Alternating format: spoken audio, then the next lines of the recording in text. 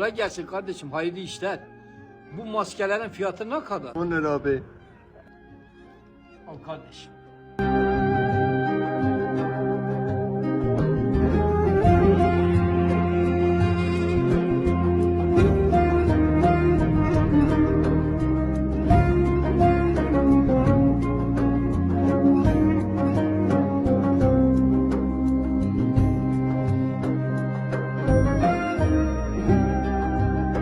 Kaça satıyorsun abi bunların tanesini?